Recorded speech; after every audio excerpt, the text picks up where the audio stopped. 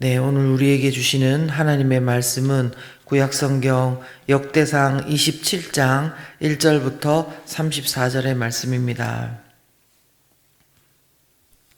구약성경 역대상 27장 1절부터 34절의 말씀입니다. 함께 읽겠습니다. 이스라엘 자손의 모든 가문의 우두머리와 천부장과 백부장과 왕을 섬기는 관원들이 그들의 숫자대로 반이 나누이니 각 반열이 24,000명씩이라 1년 동안 달마다 들어가며 나왔으니 첫째 달 반의 반장은 삽디엘의 아들 야소부암이요 그의 반에 24,000명이라 그는 베레스의 자손으로서 첫째 달 반의 모든 지휘관의 우두머리가 되었고 둘째 달 반의 반장은 아호아 사람 도데요 또 미글롯이 그의 반의 주장이 되었으니 그의 반에 24,000명이요 셋째 달 군대의 셋째 지휘관은 대제사장 여호야다의 아들 브나야요 그의 반에 24,000명이라 이 브나야는 30명 중에 용사요 30명 위에 있으며 그의 반 중에 그의 아들 암미사밧이 있으며 넷째 달 넷째 지휘관은 요압의 아우 아사헬이요 그 다음은 그의 아들 스바데아이니 그의 반에 24,000명이요 다섯째 달 다섯 번째 지휘관은 이스라 사람 삼후시니 그의 반에 24,000명이요 여섯째 달 여섯째 지휘관은 드고아 사람 이게스의 아들 이라이니 그의 반에 24,000명이요 일곱째 달 일곱째 지휘관은 에브라임 자손에 속한 발론 사람 헬레스이니 그의 반에 24,000명이요 여덟째 달 여덟째 지휘관은 세라 족속 후사 사람 십부게이니 그의 반에 24,000명이요 아홉째 달 아홉째 지휘관은 베냐민 자손 아나돗 사람 아비에셀이니 그의 반에 24,000명이요 열째 달 열째 지휘관은 세라 족속 느도바 사람 마하레이니 그의 반에 24,000명이요 열한째 달 열한째 지휘관은 에브라임 자손에 속한 비라돈 사람 브나야이니 그의 반에 24,000명이요 열두째 달 열두째 지휘관은 온니엘 자손에 속한 느도바 사람 헬데니 그 반에 24,000명이었더라. 이스라엘 지파를 관할하는 자는 이러하니라. 루벤 사람의 지도자는 시그리의 아들 엘리에셀이요 시므온 사람의 지도자는 마아가의 아들 스바다요 레위 사람의 지도자는 그무엘의 아들 하사바요 아론 자손의 지도자는 사독이요 유다의 지도자는 다윗의 형 엘리후요 이사갈의 지도자는 미가엘의 아들 오므리요 스불론의 지도자는 오바댜의 아들 이스마야요 납달리의 지도자는 아스리엘의 아들 여레못이요 에브라임 자손의 지도자는 아사시아의 아들 호세아요 므낫세 반지파의 지도자는 브다야의 아들 요엘이요 길르앗에 있는 므낫세 반지파의 지도자는 스가랴의 아들 잇도요 베냐민의 지도자는 아브넬의 아들 여아시엘이요 다는 여로함의 아들 아사레니니 이들은 이스라엘 지파의 지휘관이었더라. 이스라엘 사람의 20세 이하의 수요는 다윗이 조사하지 아니하였으니 이는 여호와께서 전에 말씀하시기를 이스라엘 사람을 하늘의 별같이 많게 하리라 하셨음이라. 스루야의 아들 요압이 조사하기를 시작하고 끝내지도 못해서 그 일로 말미암아 진노가 이스라엘에게 임한지라. 그 수요를 다윗 왕의 역대지략에 기록하지 아니하였더라. 아디엘의 아들 아스마웻은 왕의 곡간을 맡았고 우시아의 아들 요나단은 밭과 성읍과 마을과 망대의 곡간을 맡았고 글룹의 아들 에스리는 밭 가는 농민을 거두렸고 라마 사람 시므이는 포도원을 맡았고 스바 사람 삽디는 포도원의 소산 포도주 곡간을 맡았고 게델 사람 바알 하나는 평야의 감람나무와 뽕나무를 맡았고 요아스는 기름 곡간을 맡았고 사론 사람 시드레논 사론에서 먹이는 솥대를 맡았고 아들레의 아들 사밧은 골짜기에 있는 솥대를 맡았고 이스마엘 사람 오빌은 낙타를 맡았고 메로노 사람 예드야는 나귀를 맡았고 하갈 사람 야시스는 양떼를 맡았으니 다윗 왕의 제산을 맡은 자들이 이러하였더라. 다윗의 숙부 요나단은 지혜가 있어서 모사가 되며 서기관도 되었고, 학모니의 아들 여히엘은 왕자들의 수종자가 되었고, 아히도벨은 왕의 모사가 되었고, 아렉 사람 후세는 왕의 벗이 되었고, 브나의 아들 여호야다와 아비아달은 아히도벨의 뒤를 6월 27일 금요일 아침입니다. 오늘은 조금 전에 읽으신 것처럼 다윗 왕을 중심으로 통일왕국 이스라엘을 섬겼던 그런 여러 조직들과 수많은 사람들의 이름과 또 그 임무들이 기록되어 있습니다. 1절부터 15절을 보면요, 모든 가문의 우두머리와 관원들에 관한 그 조직이 나오고요. 그 다음에 뒷페이지에 16절부터 24절 보시면 각 지파를 관할하는 그런 행정관리라고 하죠. 이런 사람들이 나오고요. 그 다음에 25절부터 또 31절까지는 왕의 재산을 맡은 재정을 관리하는 그 그룹이 나오고, 그 다음에 32절부터 34절까지는 다윗 왕 옆에서 보좌하는 그 사람들의 이름이 나오고 있습니다.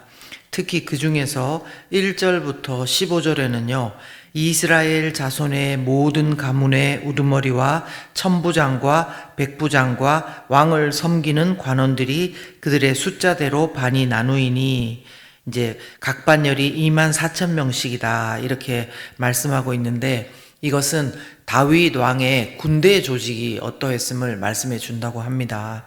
그래서요, 이들은 1년 내내 모두 군인으로 근무하는 것이 아니고요, 여기 보시면 27장 1절 뒷부분에 보시면 1년 동안 달마다 들어가며 나왔으니 이렇게 말씀하고 있습니다. 뭐냐면은 한 달씩 돌아가면서 복무했다는 것입니다.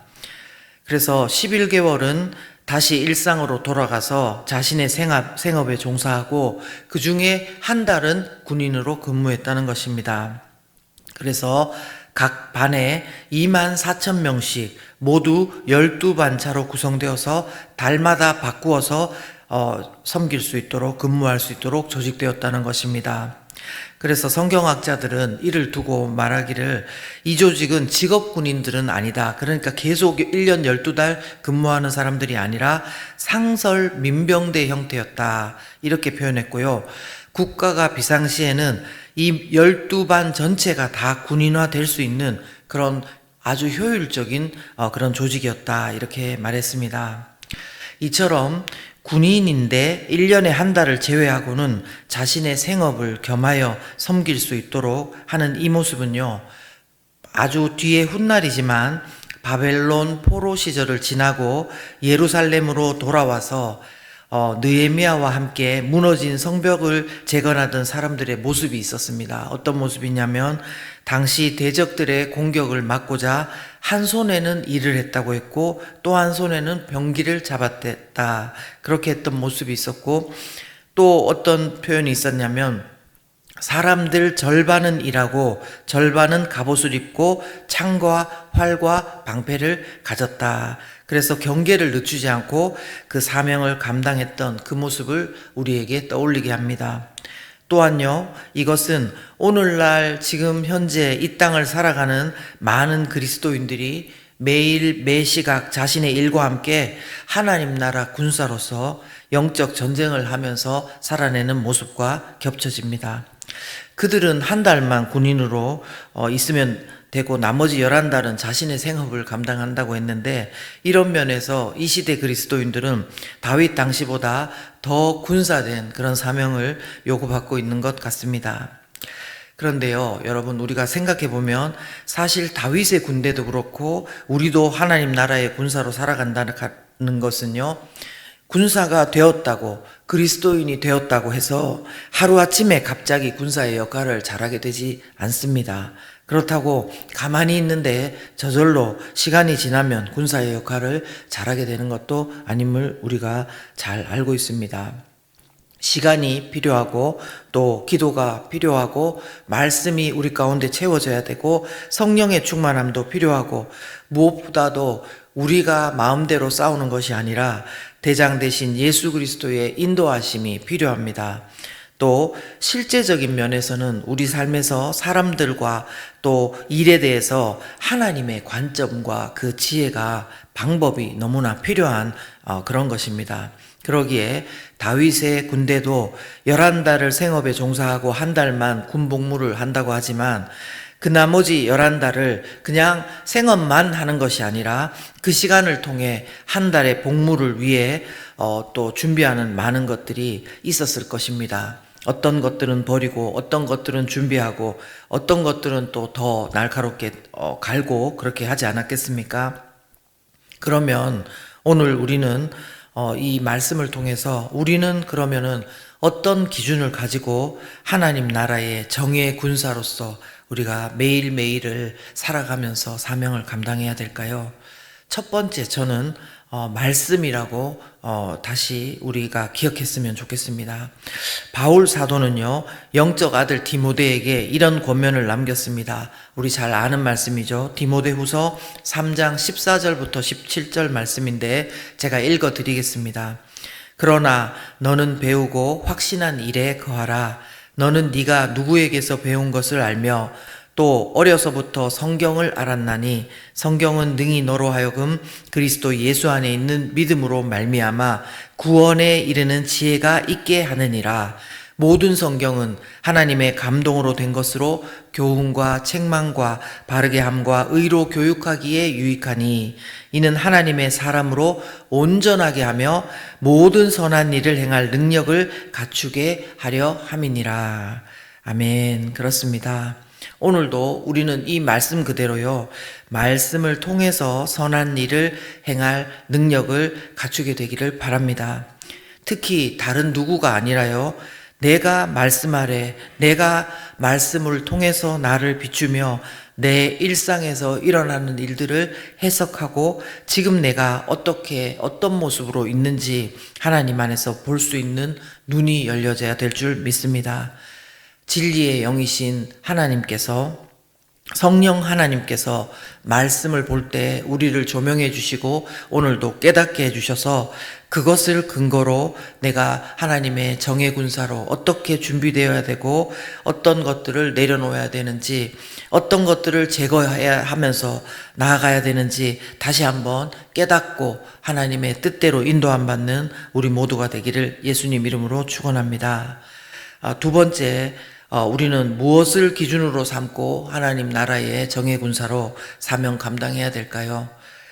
우리는 예수님을 바라봐야 됩니다. 예수님이 우리의 기준이 되어야 됩니다. 무슨 말인가 하면요, 어떻게 예수님이 기준이 되는지 보냐면 지금 하나님 나라의 군사로 내가 살고 있다고 하는데 그 모습이 예수님과 얼마나 닮아 있는가, 이것을 우리는 보아야 됩니다. 우리가요, 영적 전쟁을 하는 군사라는 것에 너무 골몰하다 보면은 때로 우리는 한쪽으로 치우칠 때가 있습니다.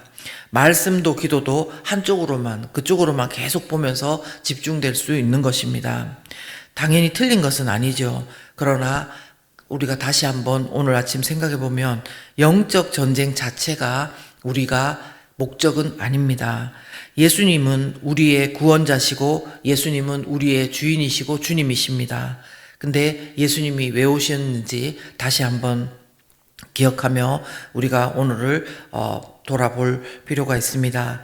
예수님이 오신 것은 영적 전쟁을 위함이 아니라 우리의 죄를 대속하러 오셨고 섬기러 오셨고 잃어버린 자를 찾기 위해서 오셨습니다. 즉 우리에게 복이 되어 주시기 위해, 생명이 되어 주시기 위해 오신 것입니다. 이것은 이미 아브라함 때부터 시작되었고 예수님으로 완성되었습니다.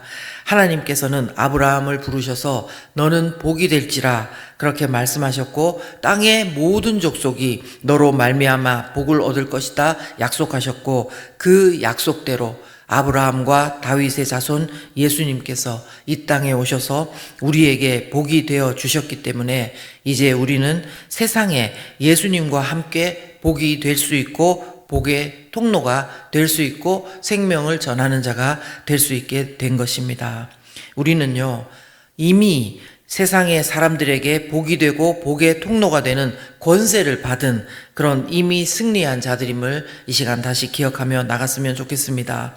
우리가요, 생각해보면 매일 전쟁만 생각하는 군인은 모든 사람과 대상들이 다 적으로 보일 수 있습니다. 틈을 보이지 않고 내가 백전백승 하겠다 그런 마음으로 경계하는 모습만 가득할 것입니다. 그러나 그렇게 사는 것만이 예수님께서 이 땅에 오신 이유는 아닙니다. 누가복음 9장 52절에 보시면요, 예수님의 제자 야고보와 요한이 예수님을 받아들이지 않는 사마리아인들을 보고 이렇게 말합니다. 주여, 우리가 불을 명하여 하늘로부터 내려 저들을 멸하라 하기를 원하시나이까? 그렇게 했을 때 예수님은 그들을 꾸짖으셨습니다. 왜입니까? 그것은 그들도 구원의 대상이요, 또한 사랑의 대상이요, 우리가 복을 전하고 생명을 전해야 될 대상임을 말씀해 주신 것입니다. 사랑하는 여러분, 오늘도 우리가 예수님을 중심으로 나를 돌아보면서 또 사람과 사건들을 바라보면서 내가 지금 예수님을 잘 닮아가고 있고 따라가고 있는지 돌아보며 인도함 받는 그런 복이 있기를 예수 그리스도 이름으로 축원합니다. 이 시간 함께 우리가 기도하면 좋겠는데요. 우리는 다 하나님의 자녀가 되면서 하나님의 군사로 준비되어 갑니다. 내가 자각하든 자각하지 못하든 우리에게는 그런 싸움이 있을 수밖에 없고, 우리의 분명한 사명이 있다면 그 싸움 가운데 우리는 늘 노출되어 있습니다. 그래서 오늘도 말씀을 근거로 우리 자신을 비춰볼 수 있도록 도와주시옵소서. 어떤 것은 앞서가려고 하고 있고, 어떤 것은 내가 그만두어야 되고, 어떤 것은 정말 내가 이 하나님 제해 주십시오 이렇게 기도를 해야 되는지 알게 도와주옵소서. 또한 내가 예수님을 지금 닮아가고 있는지, 내 모습이 정말 주님께서 기뻐하시는 모습인지 다시 한번 돌아보는 오늘 우리 기도 시간이 되게 하여 주시옵소서. 함께 기도합니다.